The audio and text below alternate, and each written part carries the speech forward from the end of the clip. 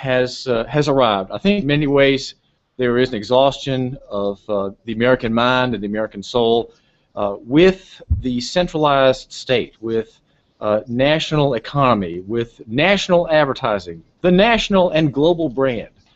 We are put out by these phenomenon.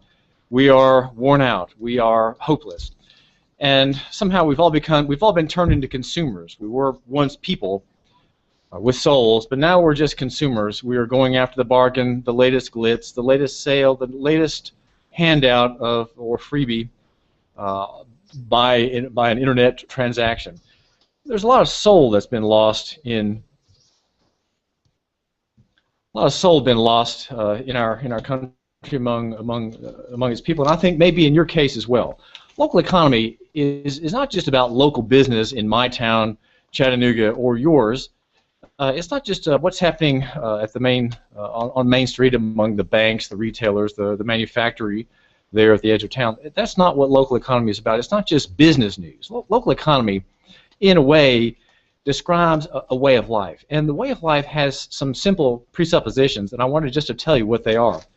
Well, for one, near is better than far, and personal is better than corporate, and small is better than big. And the last one of these four is simple is better than complex. And that idea, if you look at these ideas, they tackle and assail all kinds of reforms that we think are going to save us. The Dodd-Frank bill was one, and there are all kinds of things that are fixes, right? Fixes that are really a form of temporizing. They're short-term ideas. They will not go far, and in fact, they drag into the public wheel more troubles than they solve.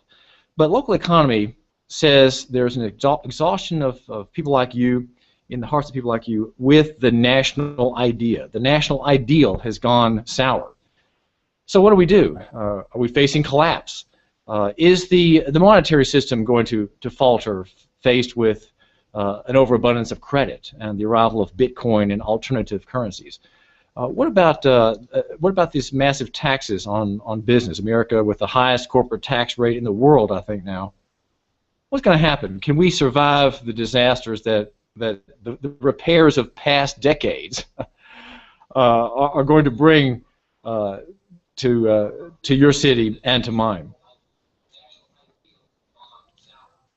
So again, the nostrums of local economy are near is better than far, and personal is better than corporate. Not that we have something. It's not that there's something inherently evil about corporations. I would say that there is a moral problem with the concept of limited liability. But if we can take that theological and moral question aside just temporarily, there's nothing directly evil with you having a corporation for your business, because that's sort of standard practice nowadays.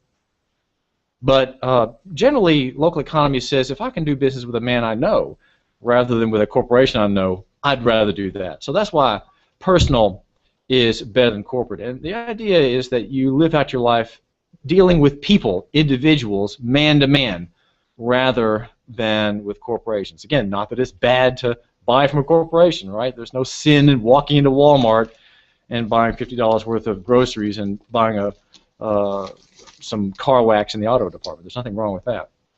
But how can we do better? How can we more consciously favor local? How can we have a prejudice in favor of the local man, the local shop? Small better than big. Well, why go to Walmart when you could buy something from a local shop supporting a family whose children go to the same school yours go to? Small is better than big. And then the idea of simple versus complex. I think local economy likes simple solutions for problems.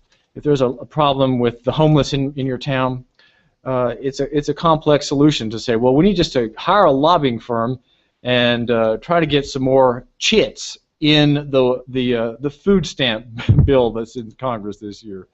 That's not how you solve a problem like homelessness in your town.